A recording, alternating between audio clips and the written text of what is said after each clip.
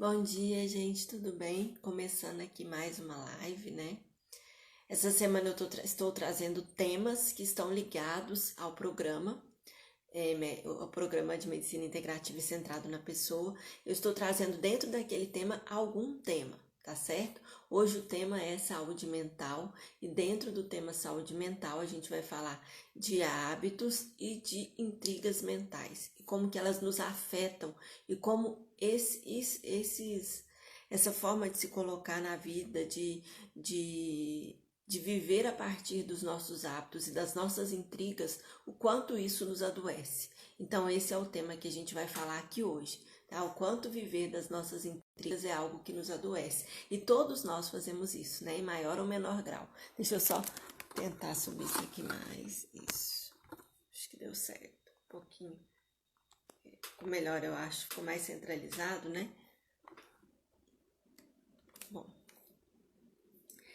Bom, então para começar, né? Deixa eu desligar essa luz também.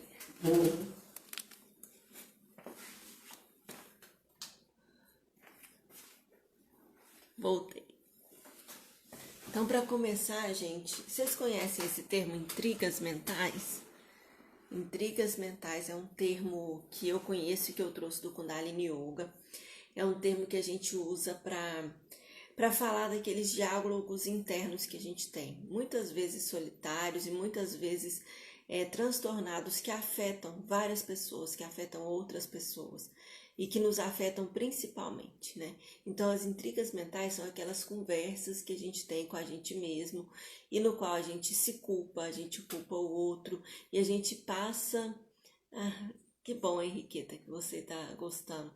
E aí a gente passa a vida, né, vivendo a partir das intrigas que a gente cria na nossa cabeça. Então, se a gente for perceber, a maior parte dos nossos problemas são criados por nós de uma maneira interna, né? Então, esses problemas, eles ficam reverberando porque a gente não para de pensar neles, a gente continua emitindo a mesma frequência deles e, gente, é muito difícil sair de uma intriga, né? A gente sabe como é, porque a gente entra nela e ela nos retroalimenta.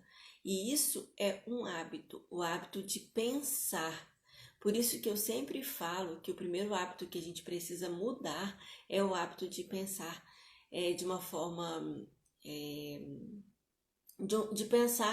de pensar exageradamente ou naquilo de uma forma obsessiva. Então, o primeiro hábito que a gente precisa observar são os nossos pensamentos, porque são eles que nos levam a todas as outras questões ligadas a hábitos.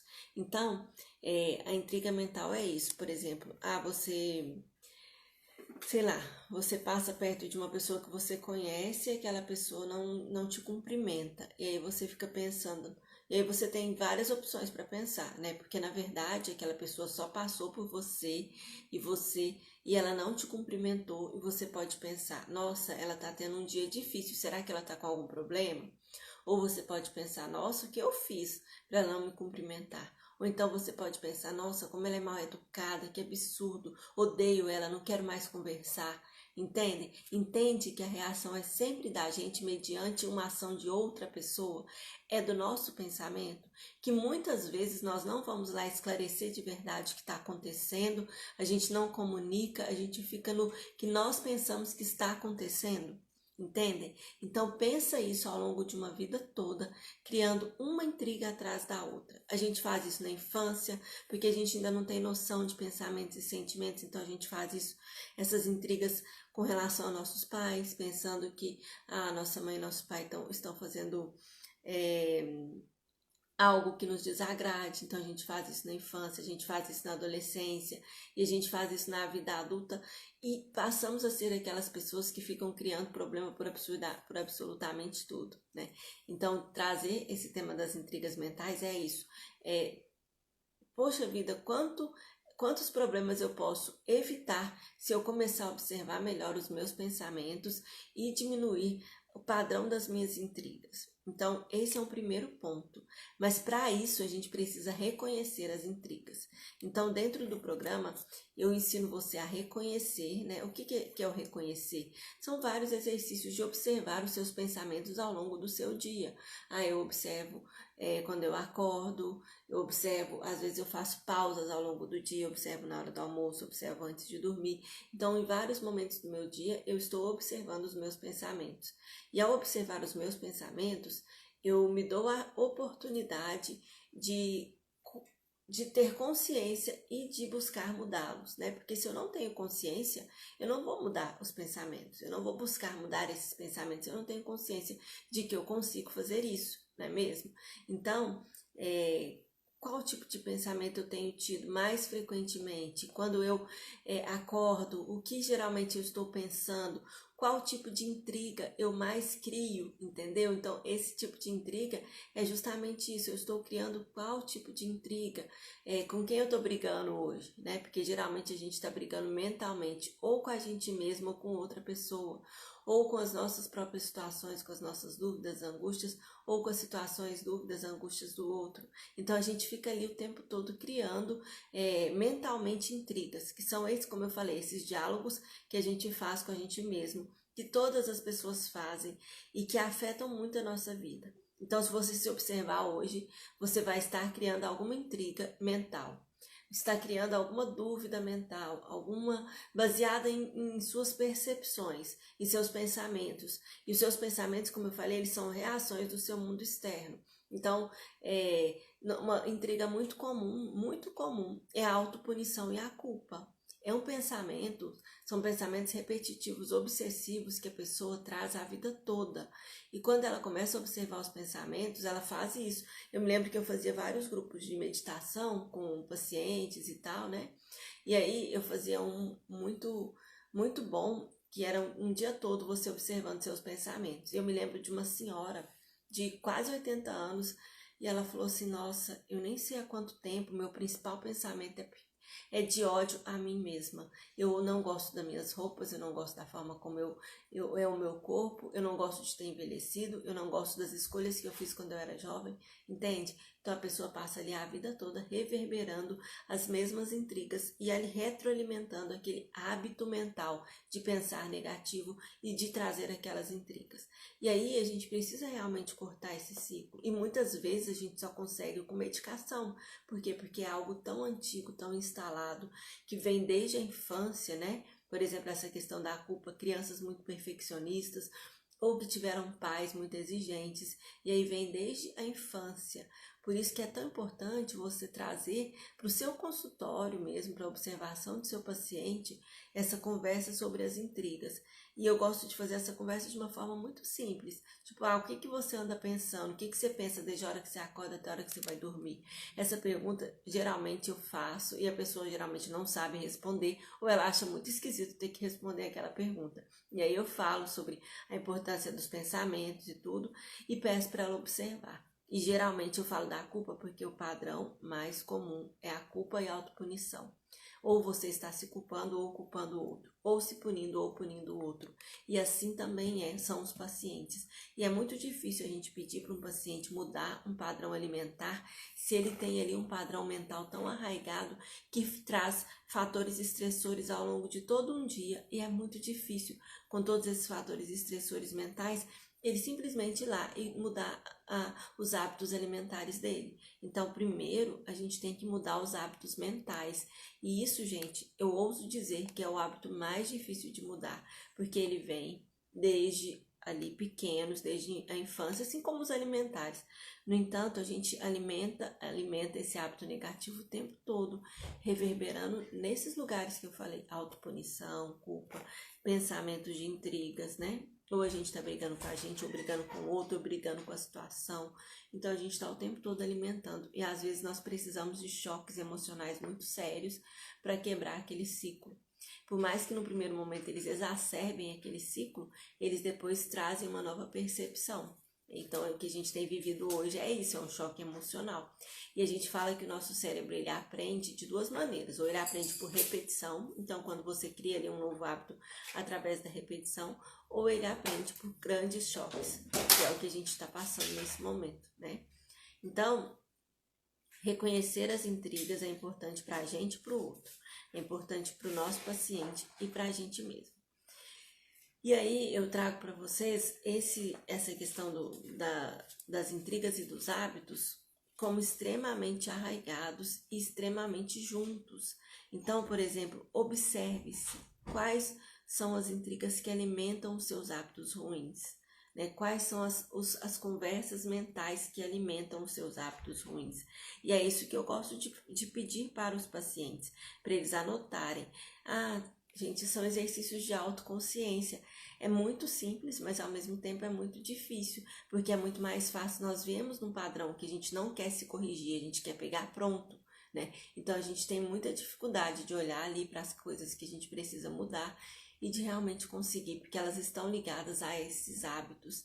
E para fazer mudanças de hábitos não é do dia para a noite, e não é assim, simplesmente cortar o comportamento, que é o que a gente faz. A gente vai lá e fala, olha, se você tem um comportamento ruim, que é uma alimentação ruim, ou não faz atividade física, então você muda aquele comportamento.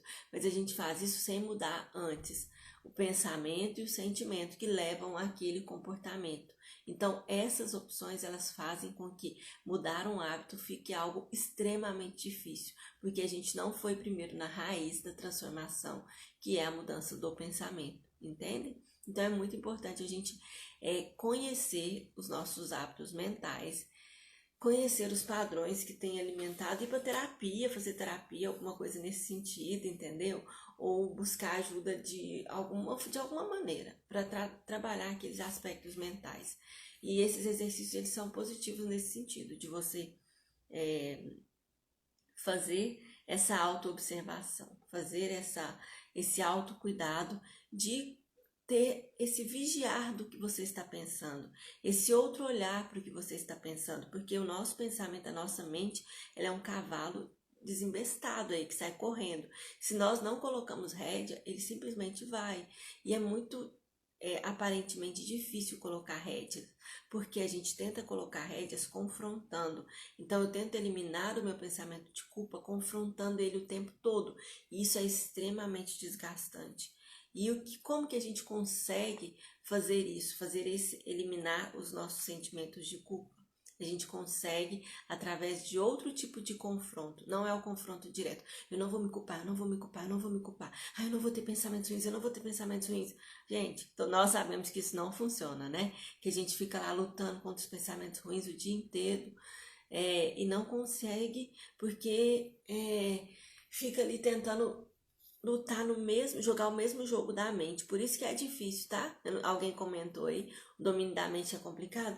Por quê? Porque a gente fica indo no mesmo jogo da mente. Se a gente vai no jogo racional, ela vai tratar de nos sabotar, porque ela já sabe fazer isso, entendeu?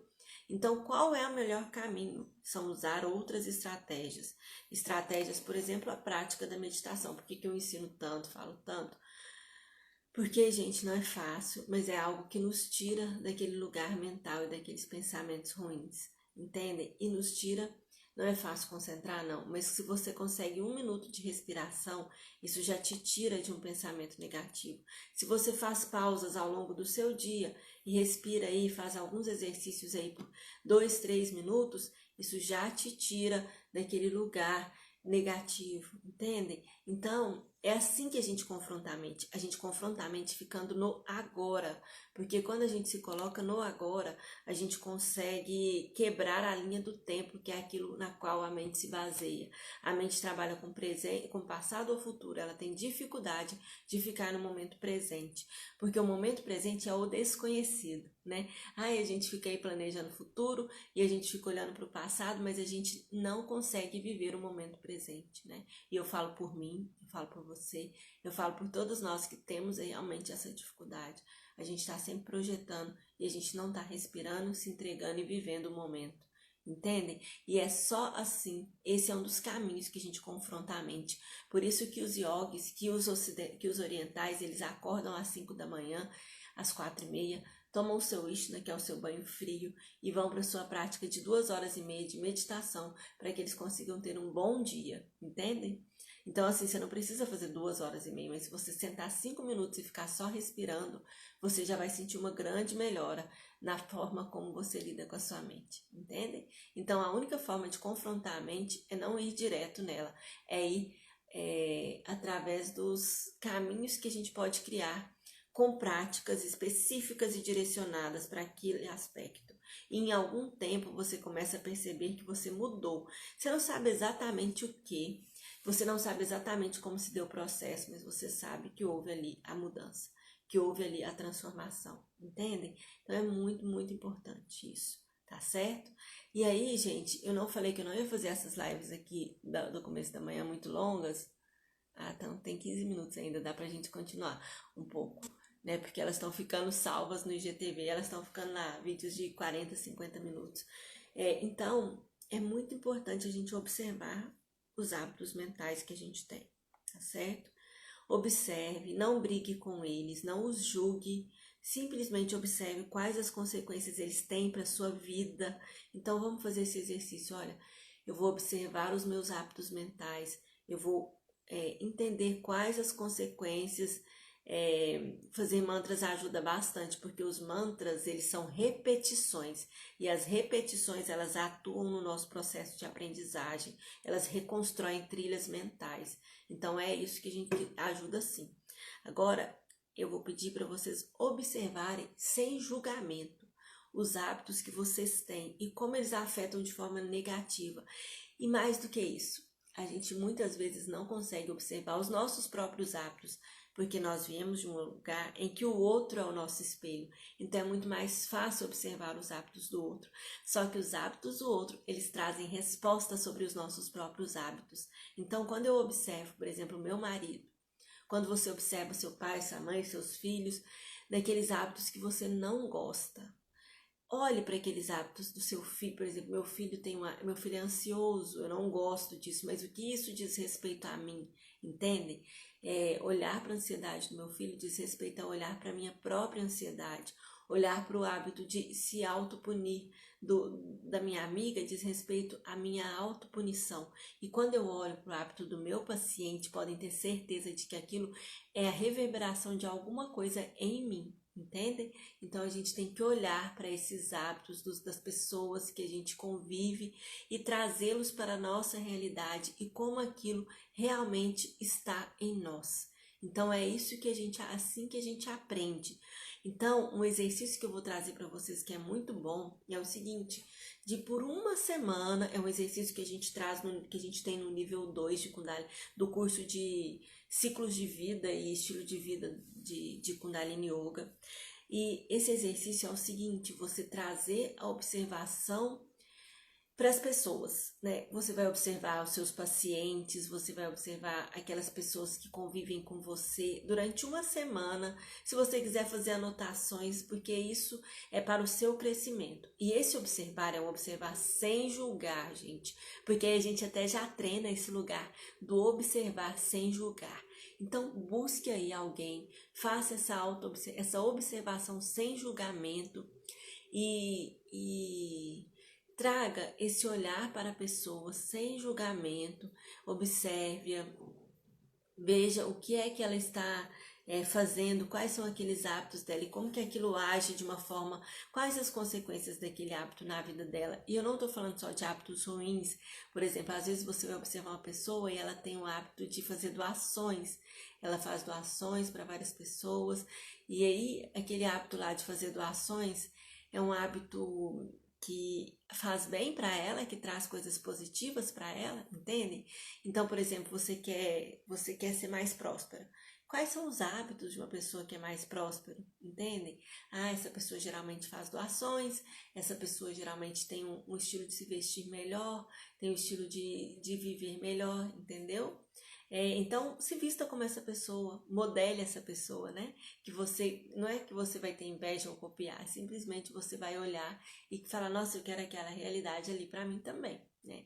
Então, por uma semana, observe as pessoas, os hábitos dela, quais são os hábitos que ajudam ela a crescer e quais fazem com que ela caia, né? Com que ela tenha consequências espirituais ou físicas ou mentais ou emocionais negativas. Então, observar o outro é observar sem julgamento e treinar já o não julgar e ter compaixão. E aí, quando você observa o outro, depois de uma semana, como que aquilo reverberou em você? Se quiser vir aqui comentar, me chamar no privado para falar, mas como que aquilo reverberou em você e como que aquilo reverbera na sua história? Como que você consegue perceber aquilo em você, entendem? Então é muito importante que você entenda que o outro é espelho, que o outro pode te ajudar, desde que você não o julgue e tenha compaixão.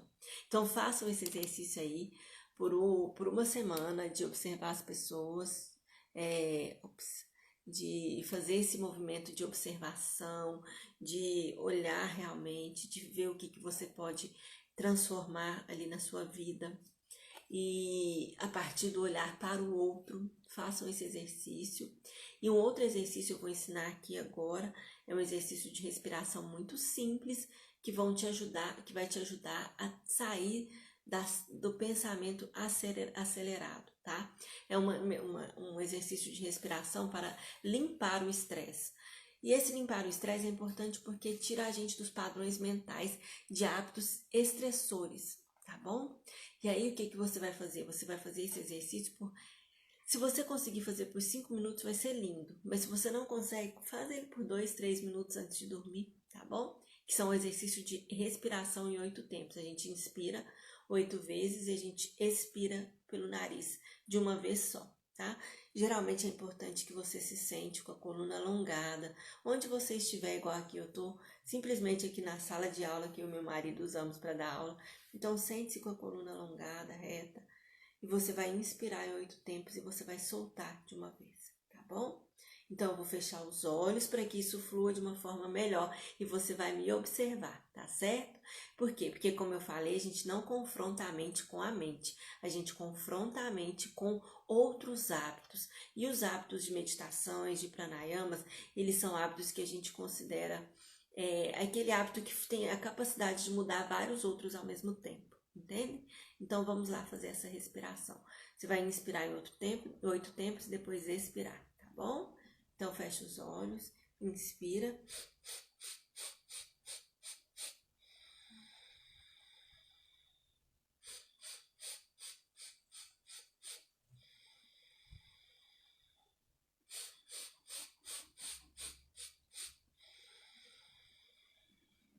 Entendem que você vai fungar, você vai inspirar 8 vezes, contando 8 vezes, depois vai soltar tudo de uma vez pelas narinas. Sempre saiba que tem uma narina mais obstruída do que a outra, tá bom? Não tem problema. Então você inspira em 8 tempos e libera tudo de uma vez, tá? Eu vou dar aí 1 minutinho para que você possa fazer esse exercício. A gente vai fazer junto ele por 1 minuto para que você possa treinar e fazer aí depois na sua casa, tá bom? E você pode ensinar também para os pacientes, ele ajuda a diminuir o estresse, tá?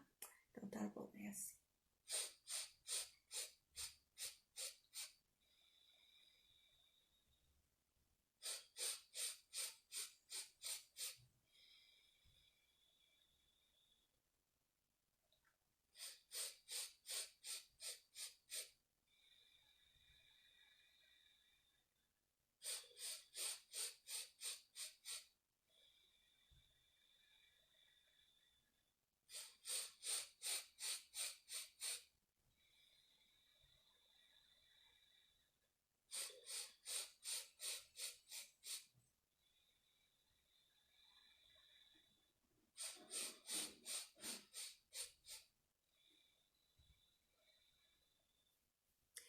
Gente, então nós fizemos aí por uns 40 segundos, eu acho, porque eu não consegui contar aqui.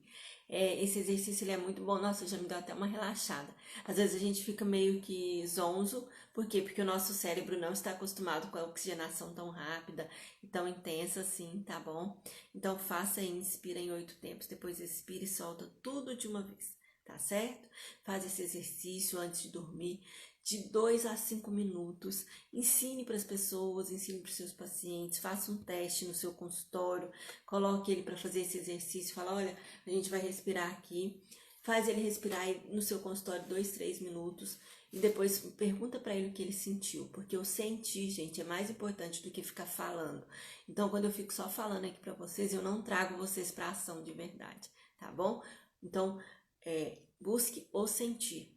Busque sentir, busque trazer isso para as pessoas, porque é isso que vai fazer a transformação da experiência delas. Quando a gente trabalha com hábitos, com intrigas mentais, isso são questões muito subjetivas, né? Então, às vezes essas questões subjetivas, elas não vão trazer... que bom que vocês gostaram. Elas não vão trazer Não tem como às vezes a gente medir. Ah, eu vou medir, pesar, colocar na balança.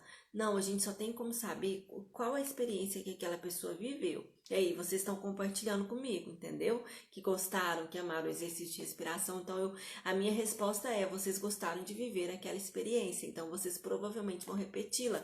E é isso que a gente traz para os pacientes. Traz uma experiência, mostra uma experiência. E ele vai saber se ele vai repetir ou não aquela experiência, entendeu?